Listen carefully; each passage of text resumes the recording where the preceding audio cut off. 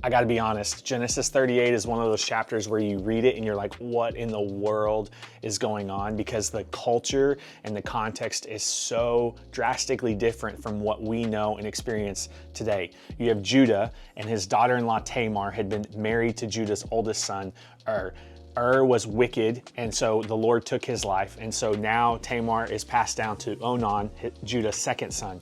He doesn't want to have a child with Tamar because it would have been Ur's heir instead of his own heir. And so again, the Lord took his life. Judah has a third son, Shelah, but he's too young to marry Tamar. And so Judah sends Tamar back to her family, but he honestly never plans to provide Shelah as a husband because his other two sons have died as they've been married to Tamar. Years go by and Tamar realizes like Shelah's old enough and Judah hasn't done anything to arrange a marriage.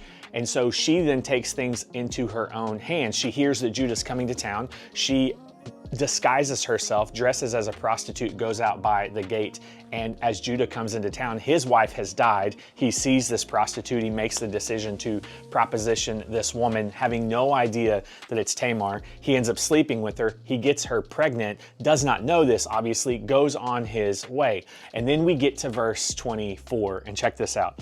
Says, about 3 months later, Judah was told, Tamar, your daughter-in-law, has acted like a prostitute, and now, because of this, she's pregnant.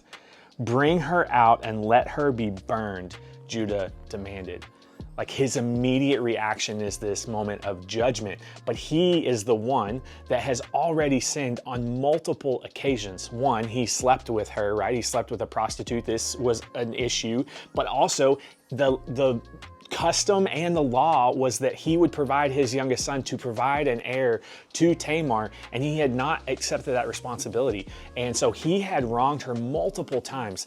I read this and I'm reminded of Matthew chapter 7, verse 3, where Jesus is like, man, you are so quick to judge someone for the speck that's in their eye, and you neglect to see the log that is in your own eye. And that's really what's happening here with Judah. We so often see someone else's wrongdoing and we're like, man, bring them out, let them be burned. Like, oh my gosh, do you know what they've done? This is horrible.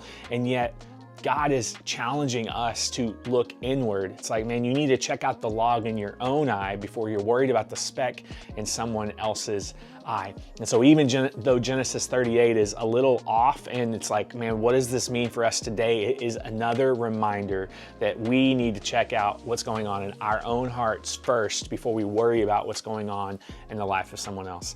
Do something to make today count.